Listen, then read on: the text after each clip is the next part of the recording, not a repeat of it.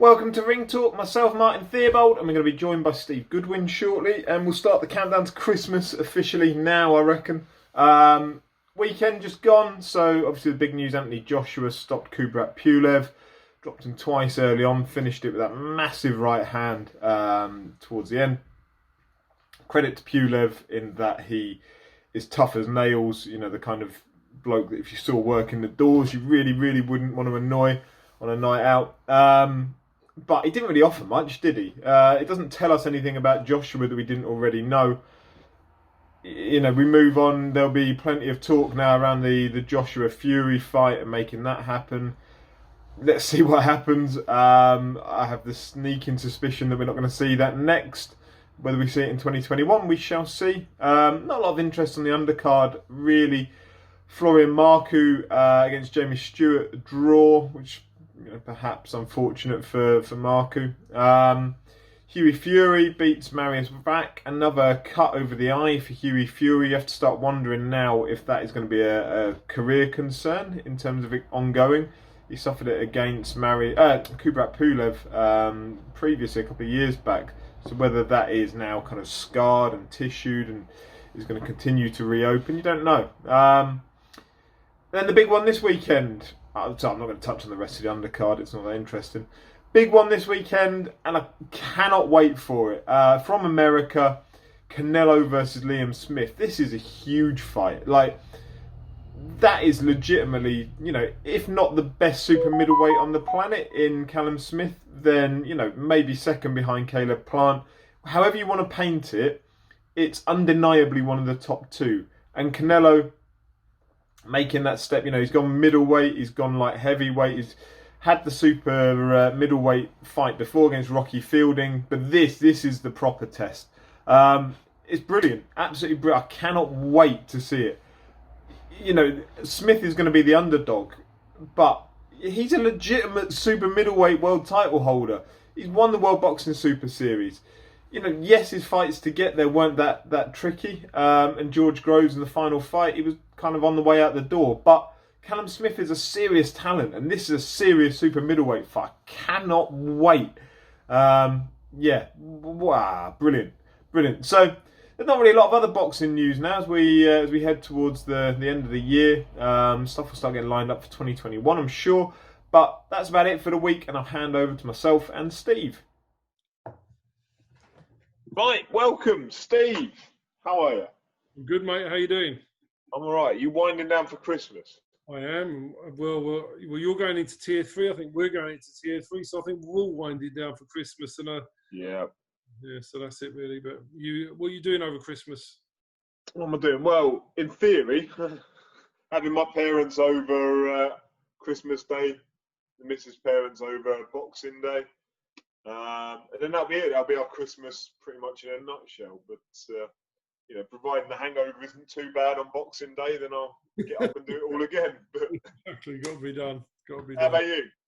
No, we're just staying on our own. We're not anybody. We're literally going into. We're pretty much locked down here, and we're going to stay that way because of me and the risks. So we're just going to carry on until we get vaccinated. Yeah. Yeah, well, I think you're probably not alone, are you, really? But the biggest risk to me is the kids still being at school. No, yeah. Don't fucking come home with a letter saying you've all got to go and self-isolate for 10 days or whatever it is. That's true. No, but it's quite prevalent, isn't it? 10 to 19-year-olds or something is the major problem. That's the big Yeah. Yeah, and I don't look old enough to have a child at that age. I realise that, but I do. Yeah. So no, that's my biggest fear, really, is that they go away and they get ill, or someone else in their class gets ill, and then starts having an effect. Yeah, we just have to. Yeah. We just have to see. But the boxing's nearly over for the season, isn't it? Well, for the year, we've just got this weekend, and then we're done till January, aren't we? So we'll it is. This weekend's a cracking weekend for boxing. Should we start there rather than looking back over the weekend? Okay, let's do this weekend first, then. Okay. Because you've got Friday night, Channel 5. Yeah. Craig Richards versus why does his name escape me? Jackham Pitters. Jackham Pitters. I think the really tall guy that won Ultimate Boxing. Yeah, that's a cracking fight. good. I can't. Your signal, your sound's gone a bit. Sound like a Dalek. Have I? Is that any better? Still sound like you're in a toilet, but you can hear you though. Can hear you. All right. Yeah. Not sure what I can do. Right, I'll turn off my Wi-Fi on my phone. That's better. That's better. Okay, cool. Yeah, so now that's a cracking fight. Pitters versus Richards. Who have you got? I think I'll side with Pitters. I just think he's very awkward. 6'6". He's got those long levers. I've got a thing with. I mean, Craig seems to have been ditched by Matchroom, doesn't he? He seems to have been. They've got no interest. Don't have any interest in him at all. I don't know what's gone on there. It looks to me as if he's not. I mean, he drew with Sugden last time. It seems to me as if he's sort of been allowed to drift away from Matchroom. There's no interest. They've let him go and fight Pitters on the Channel 5 show. So it seems Matchroom have lost faith in him. I think in reality, Pitters is a worthy favourite. Whether the odds are too wide, I mean, you've got Craig Richards at 4-1, Shakan Pitters at 2-7. I think Pitters is a worthy favourite. Whether it should be that wide or not, I don't know. I'm not sure. But I think it's not a betting fight for me, but I think Pitters is definitely the most likely winner. I think Craig's had some, and his performance against Frank Bullioni at short notice was good. He's had a couple of wins before that, but he's had some what I consider to be dodgy fights against Alan Higgins, which I didn't think he won that. Sugden, I think there's severe. I think Pitters is just too awkward and probably will win a points decision, by 3 or 4 rounds. That's the way I see the fight going. Yeah, I'll go back to your betting logic of if they fought 4 times, or if they fought 5 times, does Pitters win 4 of them? Yeah. I wouldn't imagine so. Although I'm not sure. I would say Craig Richards is best, but he's not coming off a great performance. He's been dropped by Matchroom, or there seems to be little interest in him. It's not a great... He's not riding on the high, and he's on the away corner. So I think it depends. If the Craig Richards turns up who fought Frank Bullioni, I'd agree. But if the Craig Richards who turned up who fought Dean Sugden turns up, he gets absolutely... Yeah. Gets beaten on he'll get beat by 7-8 rounds. So I don't think you know what you're going to get. That's hence my problem with the fight, because Craig Richards at his best is not a 4-1 chance, but Craig Richards at 14 Sugden is probably a 6-1 chance. Yeah, no, that's fair. I was just checking out the undercard. There's nothing particular of interest on. There's an area title fight. So we'll go over to America then. Yeah. Golovkin's fighting Friday night as well. Like, it's a hell of an end to the year for boxing. Like a good domestic fight on Channel 5, then Golovkin Friday night, who, if I'm honest, I can't remember who's fighting. I should have looked it up. Kamil Seremeta from Poland, 21-0. Right. He might be shit up. I've no idea. Well, I can tell you one thing. He'd lost 2 rounds to Patrick Mendy a few years ago, won 78-74. Okay. That's not good enough to be fight. If you drop 2 rounds to Patrick Mendy, you're not beating Golovkin. Despite the fact that I think Golovkin's sliding at 38, I think Golovkin is far too much for this guy. He's not sliding that much. No, that's what I'm saying. Yeah, so we'll skip over that somewhat. John Ryder's fighting on that, isn't he? I didn't see that, is he? I'm sure he is. Oddly. And then Saturday night, Canelo against Callum Smith. I'm really looking forward to that fight. I think that's just a great fight for boxing enthusiasts. And I think, Callum Smith deserves his chance against Alvarez. He doesn't win, I wouldn't think. You've got to remember, it's 2-9 Alvarez, 9-2 Callum Smith. But Callum can win 10 of the 12 rounds. He's still going to lose on points. So to win the fight, he's got to stop Alvarez. He's not going to win on points. No way. So does he stop Canelo Alvarez? Really, 9-2. I'd rather. No, I just don't see it. I think. I mean, I'm So not. outside of betting, what's your prediction? Like, if you had to, how's the fight going to go? I think Callum will put up a really good performance and give Alvarez some problems. But I think Alvarez will win. But I think that Callum will put up a really good fight, and I think he gives Alvarez plenty of problems.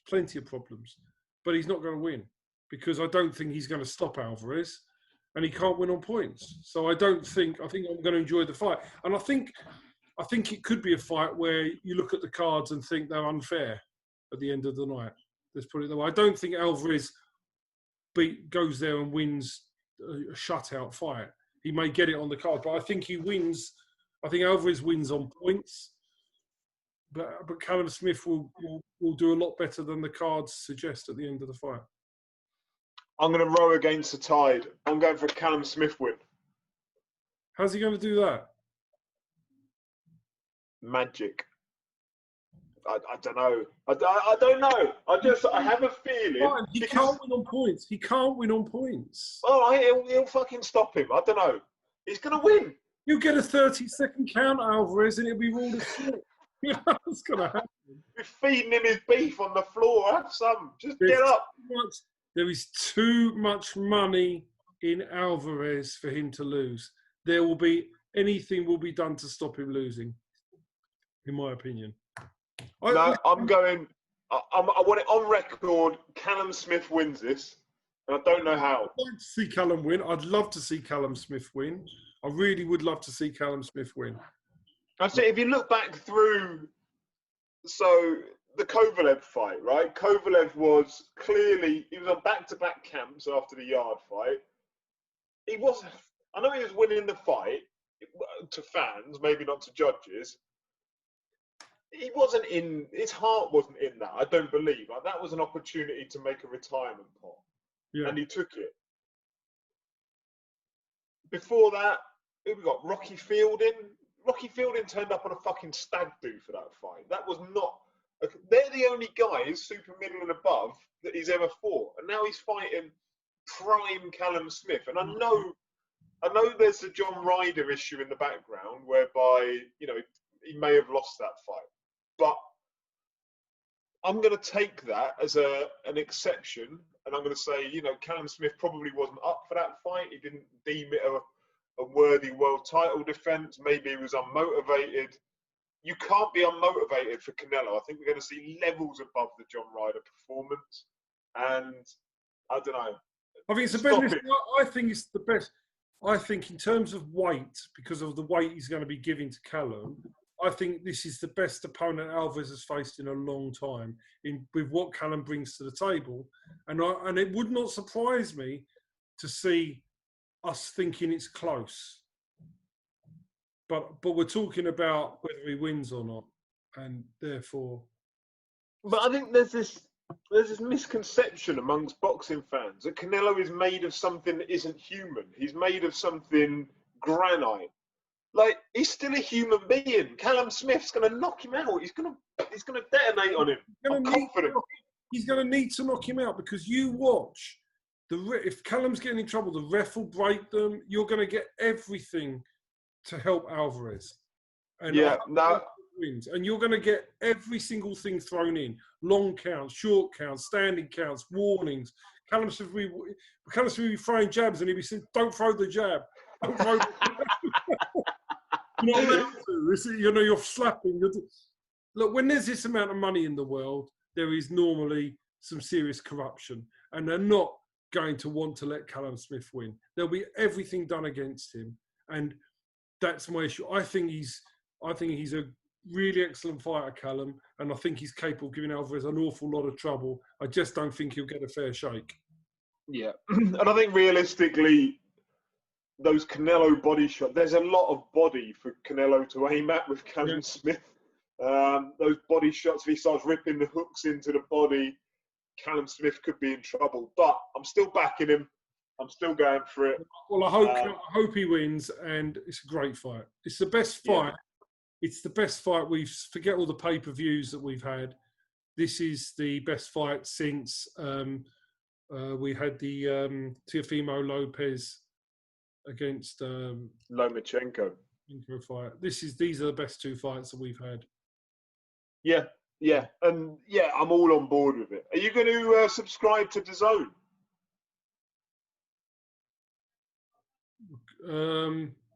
Was it $1.99? Probably. Yeah, I'll subscribe for that. I'll subscribe for this. I mean, I'm going to watch it. So yeah, if that's what it needs to be done, that's what I'll do. I'll subscribe. Yeah, for sure. Yeah, I think $1.99 is their introductory offer. For risk-free. You don't have to stream anything. It's just put it on your TV. I'll subscribe to that. Good on them for doing it. I'll support that. I agree. No, I'm happy with that. I think it's the fair thing. It's going to cost more, but I don't mind. They're bringing proper fights, proper pay-per-views, where you can look at it. I want to see that. I didn't, I said about pay-per-views, I'm not ever going to slate pay-per-views off again. Pay-per-views fights, to me, like, there's shows in London every week. There's cinema. Everybody puts them out, and you choose whether you want to pay and see them. And if the film's rubbish, it bombs. If it's great, then it becomes, gets an Oscar. And it's the same with pay-per-views. Everybody's got to decide what they want to pay for. This is well worth paying for. Well, in my opinion. I agree. And I'll, if they roll it over for the next month and you get Luke Campbell, Ryan Garcia, I'll keep it. Oh, 100%. It's well worth doing it. And it's very, very fair. And I think, again, you've got the thing like people could put Joshua Fury to our pay-per-views and charge 40 quid. And that would be a better occasion than, say, in my opinion, say 25 quid for Joshua Pulev. Agree. And to be honest, it's not about, it's the fact that I would say I might pay 40 quid. I might pay 50 quid to watch that fight, pay-per-view, because it's a proper fight. I wouldn't pay £25 for Joshua Pulev. That's my decision. I don't want those sort of things to pay for. But I think when you put a proper fight together, it's worth paying for. And that's how I feel about Alvarez Cameron Smith. I think if that was pay-per-view standalone, you'd pay for it. Yeah, I would. It's it's a cracking fight. Look forward to it. Yeah, no, that's brilliant. Talking pay-per-views, Saturday night, Joshua Pulev. I haven't watched it on the undercard because it was pony and I didn't want to watch it. So I've seen it all. I need you to fill in some gaps for me. Should we start? Where do you want to start? Which fight do you want me to look at first? I'm just bringing it up now. Marku, Jamie Stewart. Well, that was a draw. I had Florian winning the fight, like most did. Marcus McDonnell, who is a referee who I've got the utmost respect for, you don't see him giving dodgy home lopsided cards when it's a draw. He scores it as he sees it. He scored that a draw. I did have Florian winning by a couple of rounds. But I was quite surprised because Jamie Stewart, who's had no amateur experience and just 2 professional fights, I would have expected Florian to have blitzed him and walked through him, and he didn't. Especially if you're thinking about fighting Congo and Conor Benn. I think he won the fight, but I would have expected him to be a lot more impressive than he actually was on Saturday. But I did think he nicked it, but then. Marcus McDonnell was scoring it, and he didn't see that. But for me, I didn't. When the fight finished, I didn't think of anything other than Florian winning that fight. So I did think in my opinion, he won. But it was not my opinion that matters. But he didn't signal in that fight that he's ready for Chris Congo. That's for sure. But he can. I think Florian has got a lot to work at. I just think he could be rushed too fast because he needs to fight, better people than he has fought. I mean, I understand the first few, but he's got to go in with. He's not really fought anybody. He's still not really fought anybody yet. Ryland Charlton would be the first real test, and he's got him in January. But Ryland is a super lightweight. I think they need to take more time with Florian. That's my opinion. He has got talent. Let's be realistic for what it is. Florian Marku, the value in Florian Marku is the thousands of fans that he can bring with him when they're allowed back through the door.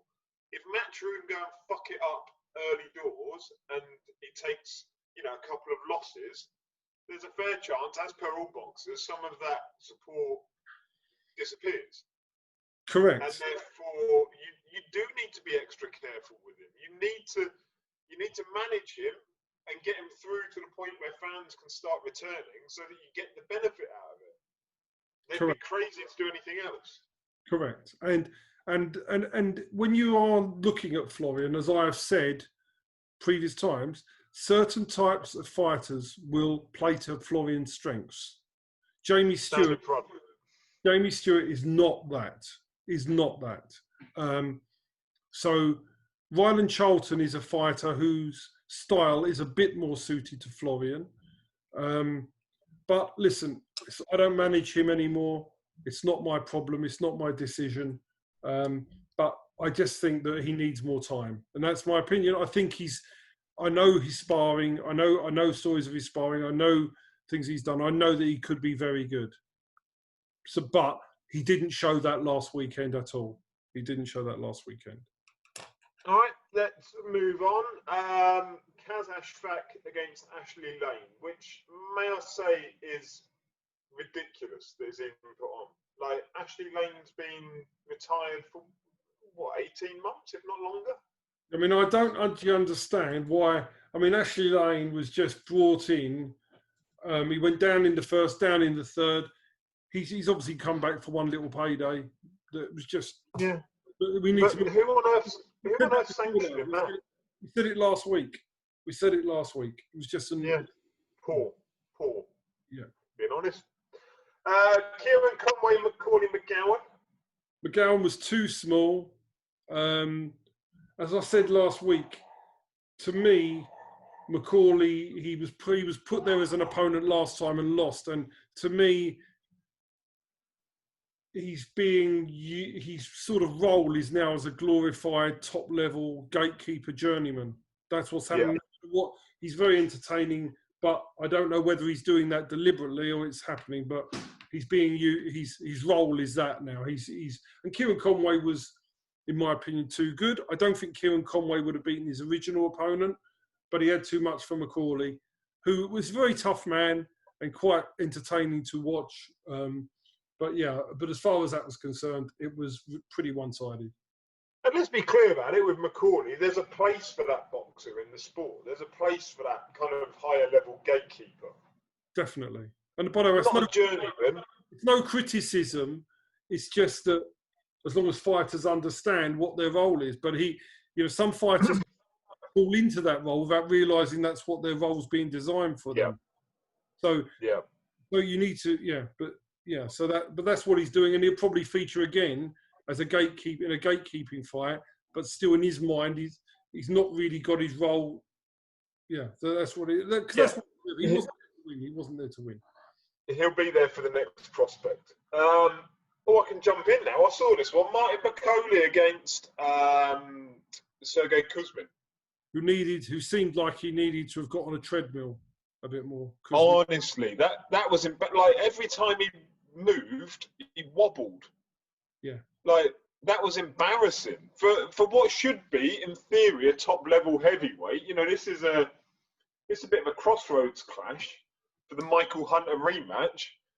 Two lads that are meant to be in a position to move on to better things, and you turn up that fat. That's embarrassing. You've got to remember, he drew with Joey DeWelco, and he lost that fight. Then he lost to Hunter, and I said last week, it looks to me as if he's gone down the glorified Kevin Johnson route. He did try, but he'll now be used for people like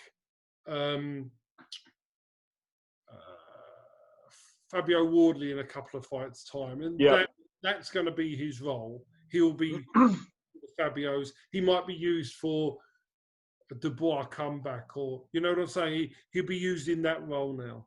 Yeah, I agree completely. It'll be the new Richard Larter. Yeah. Huey Fury, Marius Vac. Oh, by the way, about Macaulay, I wasn't impressed by Macaulay either. No, he was. No, not really. He's a sparring partner for big fighters. If I'm honest, that's how I see him. He's not gonna. He's a good fight. If he was British, he'd win that British title. Yes. He might fight for a European. But that's where he is. Like, the talk of him going on to world titles is madness. Huey Fury, Marius Vac. Very strange fight. Huey came out and changed his approach, tried to Started to step on him, didn't he? step on him, but then he got cut and he had to revert side. Again, Huey Fury, I think he's very talented. He could win a world title because I believe the belts will start to split, and when they do, he's young enough to come through and nick a world title. I'm not saying he's going to be top level world class, but I think that Huey could end up winning a world title. I have such a soft spot. for Huey Fury. Yeah, he's a nice fella, and his dad's a lovely man. And I think he's talented. I think he can come win a world title. Marius Wax, 40 years of age, he's doing his job. He's a gatekeeper. That's his role. He puts up a bit of a fight, but well done to Huey Fury, and hopefully he can keep progressing through and become a world champion. That'd be my issue, though. If I'm going to criticise Bacoli for not being impressive enough, Huey wasn't impressive enough either. Like, he should be taking a 40-year-old Marius Wack out because Bacoli did. Yeah, I mean, like, I think you could ignoring the eye. I'll tell you what you'll see down the line. It could be a Huey Fury, Martin Bacoli world title fight for something or other. Or Eliminator. Yeah, that's where it's heading, I think. Yeah, no, I wouldn't disagree with that. I want to see Huey versus Tyson. That's the fight I want. Right. Lawrence Okoli. Mismatch.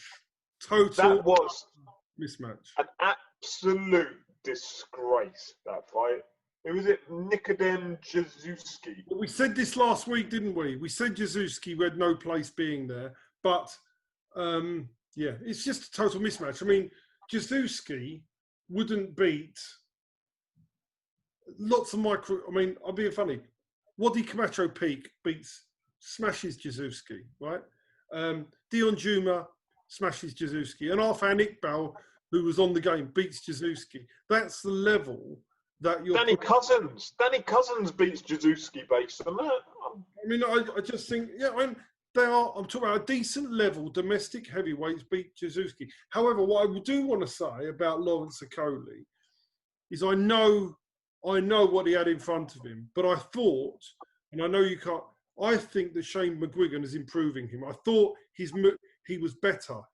Everything about him was better. And I know we won't see for sure until he fights somebody who can fight back. But I think you're seeing a Lawrence Okoli being developed well by Shane McGuigan. I think Shane McGuigan is a phenomenal trainer, and I think he's doing a great job with him. I think we'll see. I think this. I'm interested to see Okoli fight actually next time against somebody more decent. I'm interested in the evolution of Lawrence Okoli, but that Saturday night one does not. I'm not going to make any judgment about how he's fighting better under Shane, anything like that, because the bloke should have been in there. It was a joke fight. It was a joke fight. And then the big one, Joshua versus Pulev. Well, I think it went the way most people thought it would, didn't it? I thought Pulev was tough, gave everything. Joshua was a bit too good for him. But you know, you're talking about a 39-year-old man. We're not talking about Kubrat Pulev at his prime. We are talking about a Kubrat Pulev who's way on the way down. That's my opinion. And Joshua picked him apart. People are criticising Joshua, saying he should have done it easier. But, you know, I think it's what we expected, isn't it? It's what we expected. You're only going to see... You're not going to be able to judge Anthony Joshua, in my opinion, and how he's reacted to the Ruiz fight until he fights somebody better, because his two fights against now the Ruiz rematch and Pulev, he is fighting different. He's not the same fighter as he was before he lost to Ruiz, in my opinion. And he's still good enough to beat most heavyweights, Joshua. Yep. But I don't think the reason I wasn't really interested in watching the card live was because I just didn't see it as at all competitive. And it was really, to me, that was how I feel. That was it. And you could see the scars of Ruiz on Joshua. Like, when Pulev got up, or actually he didn't even go downward, he just turned his back, didn't he, and cowered in the corner. But when the ref didn't stop that, and then it goes into the next round, you could almost see something clicking in Anthony's head, thinking, oh, Jesus, right, he's not gone. Like, this happened in New York, and then I was in all sorts of trouble. And, like, not to say, because I don't like the term, because I don't think it reflects how he was. He wasn't gun-shy, but he was more considered. Yeah, and I think he's fighting more considered and more patient and everything else. But you see, you can do this when you're fighting Andy Ruiz, who's with 20 rubber tyres around his belly, and a 39-year-old man who's on the downslide. It's how that works when you fight somebody who's really, really a true heavyweight who's going to come.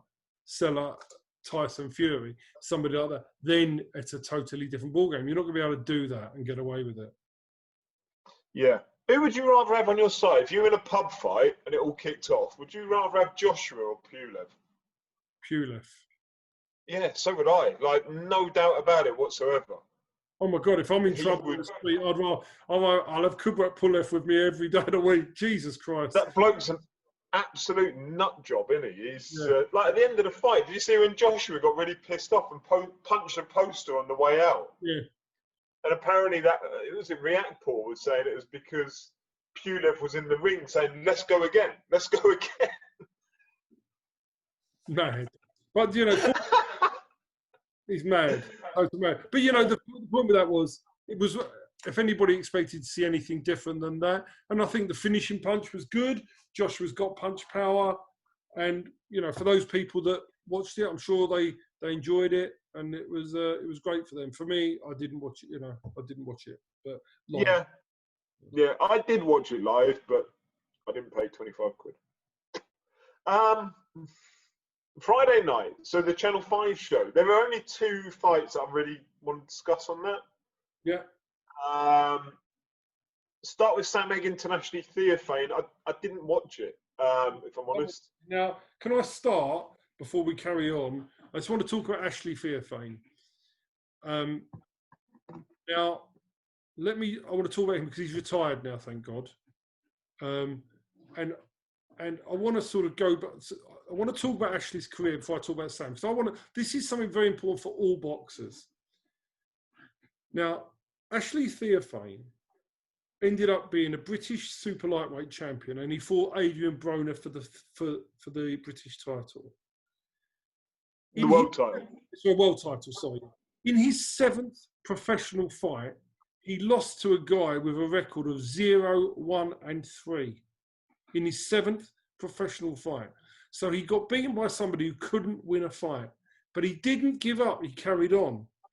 Then in his 11th fight, he lost again to a foreign journeyman. And in his 14th fight, he drew with Daniel Thorpe, who was 19-46 at the time. So if you've taken a guy that's had 14 fights, got beaten by a no-hope, somebody who never won a fight, drew with a journeyman, you would never think that somebody with that record was ever going to make anything of themselves. So I think that's true. So any young fighter who has difficulties in the early part of the career, Ashley Theophane, you should look up to and realise that with determination and with what Ashley had, you can do it. You can still do it. And he ended up, as I say, being British champion and fighting Broner for a world title.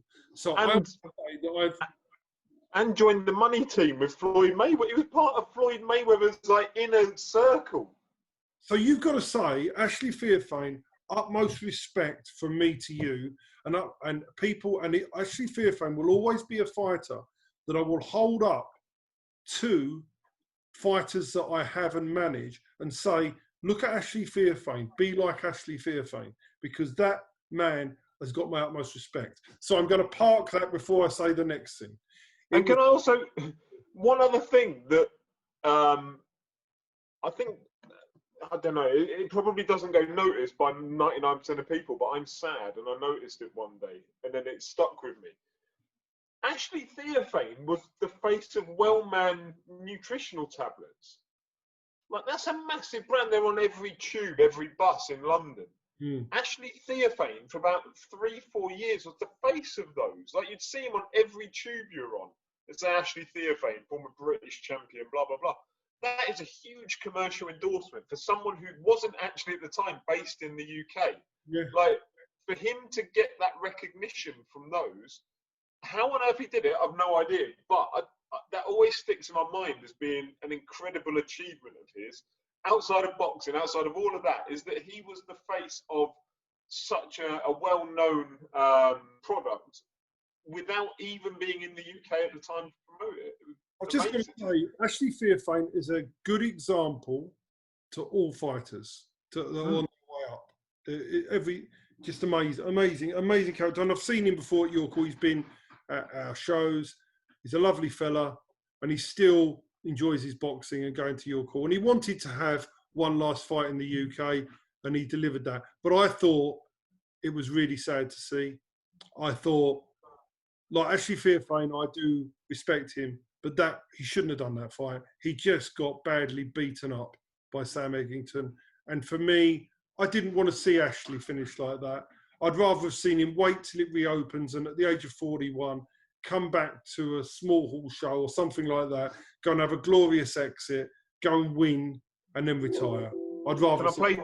Can I play devil's advocate on that? Go on. He's been on his world tour now for about 2.5 years, fighting in all these different countries. I think he needed it beating out of him. I think he needed his love of the sport beating out of him so that he doesn't fight again. And I think that might be exactly what he needed, was because if he'd have gone to York Hall and he'd have knocked over, a prospect or a journeyman and come away with his hand raised, how's he going to walk away from the sport at that point when actually he might, in the back of his head, think, I can still do this. I can still hang with the lads that are coming through. But this is actually, the problem. It's that fighters, they always end like this, so don't they? Most of them end in a bad way, and where you get.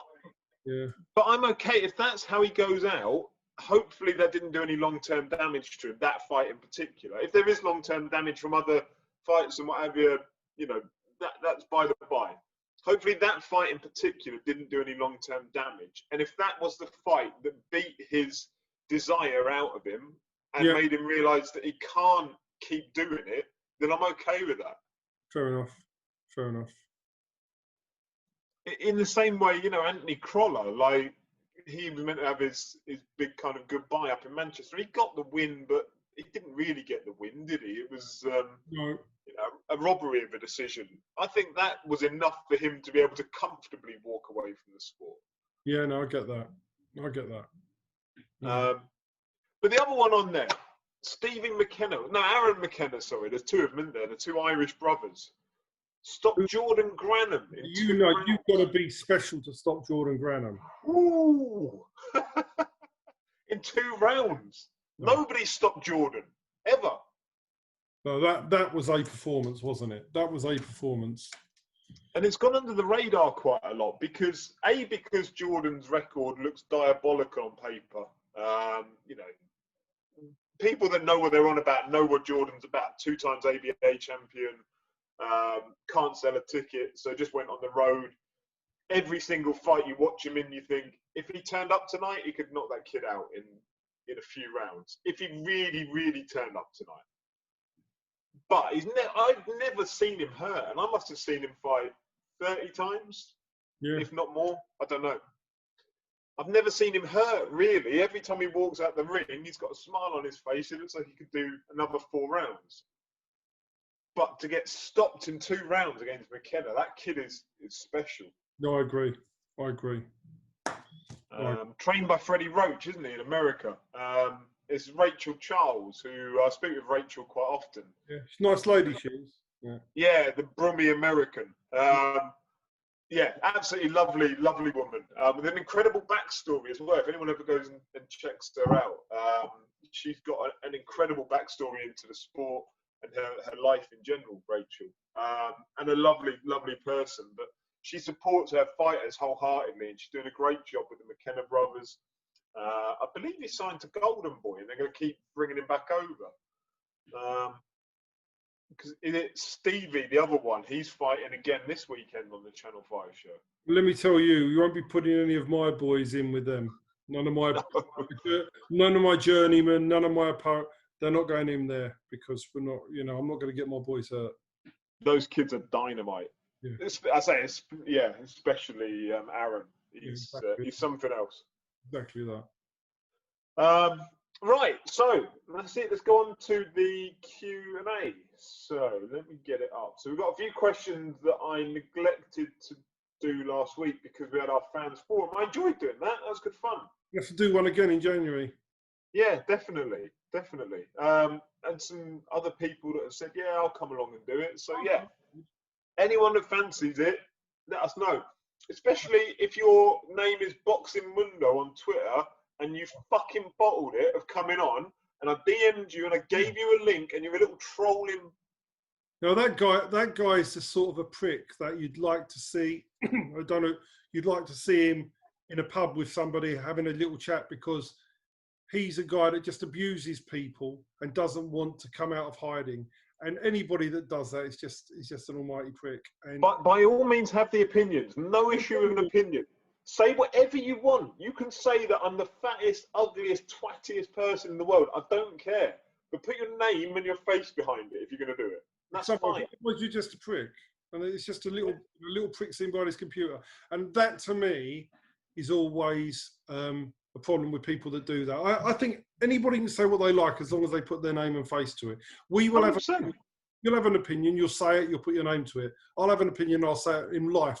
But somebody just sits there and hides and wants to insult people, hiding behind a keyboard, is just a sad loser. That's what those sort of people are. And if he wants to come out and discuss why he's a sad loser, more than happy to do that. But put your face to the picture first. Don't do it behind a keyboard. Yep, 100%. You had a DM with all the details to come and join us, and you bowled it. Right, questions. Melvin Macker's boxing accers. Crikey, make it easy, will you, Melvin? What are you going to do next with Phil Williams after Friday? He'll fight again. I mean, he wasn't fight anywhere. Fight anywhere. I mean, the thing is, you're getting short notice, very short notice. He was called in very, very, very late notice, and he's took a fight against somebody decent to save the show. And would Phil have been up and ready to do that? No, he wasn't. So it wasn't his greatest performance, but he'll dust himself down. You know, one thing about Phil Williams you can say is one tough man. It takes not many people to stop him, but Cash Ali is decent, and Phil did not have any notice whatsoever. And at the moment, it's not like when you're fighting every week on small hall shows. You don't know, you know, at the moment, you have a fight and they might not, they're probably, you think, well, I'm not going to fight again for 2 more months, or when something comes up. So then when you get a call right on, you know, literally on the day, you know, he's turning up. So, you know, he done it to save the show, but yes, it wasn't his greatest performance, and he will have to, I think he's going to have to get himself a lot fitter and stay readier if he's going to do those fights intermittently. But it's difficult for those heavyweights, isn't it? Because you haven't got the incentive to stay in shape like you have if you're a middleweight, a welterweight, etc. Phil knows he can do better than that. Phil knows he can do better. Yeah. Question from Heavens Above on Twitter. He's not asking you about ring girls for once. Do you know who the... Apparently, he was... I was told by somebody independently, he was down at Spearmint Rhino, and he'd done a 4-figure sum. Didn't you and him have a back and forth about Spearmint Rhino? He went and he'd done over £1,000. So he's good lad. He's had his fix, so he stopped talking about ring girls now. I think he's thinking he'll leave that alone. But yeah, he'd done a load of money in Spearmint Rhino. Good lad. Well done. Keep him busy during these hard times. Reinvesting your money in British industry, as you should. Do you get to know who the judges are prior to a fight? And if so, do fighters adapt their style to accommodate a style to what a judge is known to prefer? Okay, so let's talk about, if you are talking about judges for an English title fight, yes, you do get advance notice. You know who the referee and the judges are in advance. If it is an area title, which is more relevant because you've got one judge, which is the ref, you don't ever find out until the night. You know who the panel of referees are, but you don't know who's judging it until the night. For example, if Lee Cook is refereeing, he definitely favours aggression. So if you stay on the ropes with Lee Cook, he doesn't. That's not what he likes, and you know that from how he scores. So, but you don't know that until the night. If you knew that 2 weeks before, you could obviously prepare for that. But you don't get to know about area titles until on the night. But English titles you would know. But then you're talking 3 judges, and then when you've got 3 judges, they're not all going to score the same way. You're not going to please all of them. No. All right, Ramez Mahmood. Shout out to Ramez. I know you've had a hard time personally recently, so I hope everybody is as good as can be in your family, and peace and love to all of you, man. Here's a quick fire quiz making a return. No, because you were too good at it. He's the My champion. actual question. Champion. He's lineal champion. Yeah. My actual question: how is Dion Duma getting on? I know he'll be gutted and raring to go for that British and Commonwealth title fight. He's okay. I mean, every boxer, as Ramez knows, has to do a medical on your eyes, and there's something called a Snellen test, and he came outside and it found a problem, so he had to go in and have it sorted. So he's had he's had an operation that he's had to do, and he'll be back better than ever. And he's just got, it's fine. So he's still looking forward to that fight, but yeah, he's had to unfortunately have a little bit of surgery. Yeah, well, hopefully, he's able to use that time in the gym when he's recovering, not sparring, but, keeping in shape. And I'm sure Gary Logan will keep him busy. Exactly that. Speaking of fighters such as Dion, I think this next question is probably quite relevant. Daniel Smith on Twitter. As a manager, how frustrating is it when you have a boxer that is very talented but falls into the high risk, low reward category? And what actions do you take as a manager to handle a boxer in this category? Well, I think the best way I can answer that is Dion Duma. Dion Duma was not wanted by anybody. He was considered, he was being blocked by everybody to try and avoid them fighting his fighters. So you have to do what I did, which is force people to fight him by getting him into mandatory positions where they can't run or hide anymore. So it's called good management on being able to navigate a fighter into that position. That's what you have to do. You can't beg, steal, or borrow. They want to block you off. They block you off. You've got to find a way to knock that door down. And that's what a good manager does. And this is what differs from some of these, and I'm not going to, some other people out there who don't do that and just like limelight, and they wouldn't know how to do this. And so that's what we do. We find a way to make them relevant and to make people not be able to avoid them. That's all. Yeah, I mean, I've seen how you work behind the scenes to some degree. I've sat with you when you have both formal and informal discussions with boxers about plotting pathways. There are ones that stand like Jamani Camiro. So I'm sure Jamani won't mind me mentioning the fact he doesn't enjoy ticket sales. He doesn't enjoy that side of it. In his mind, he wants to fight hard people, often for money and titles. That's pretty much his MO of being a boxer, isn't it? Yeah. And I've sat with you while you kind of say, the obvious route is you sell tickets and you go that way. The less obvious route is you don't sell tickets, but you go that way.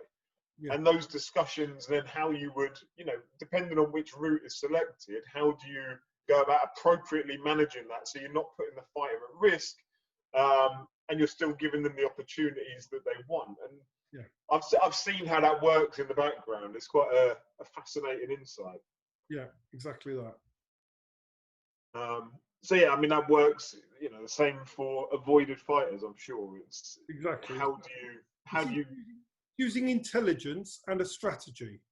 Yeah, which gives me, as a manager, it gives me an edge, because that's what I adopt everything with intelligence and a strategy and plans, and know the rules and know everything about it all, and then maneuver, and that's what we're good at. So we will continue to do that for the fighters that we look after. Final one, Mr. Jamie Spate, and I think this leads us nicely into.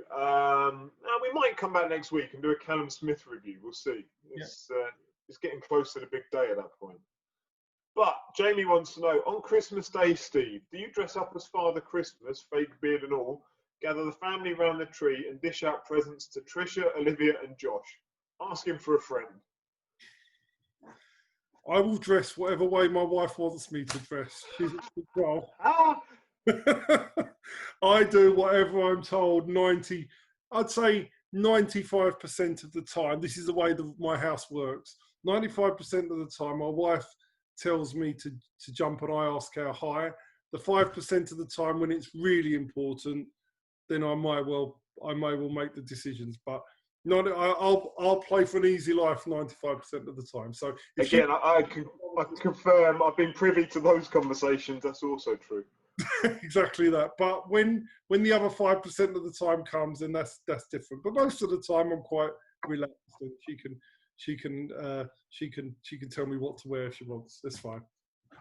Right, so we might be back next week to come back and discuss Callum Smith. If he loses and it goes against my prediction, then I'm not turning up. I'll get Boxing Mundo to come and do it. Exactly that. He can represent me. Exactly that.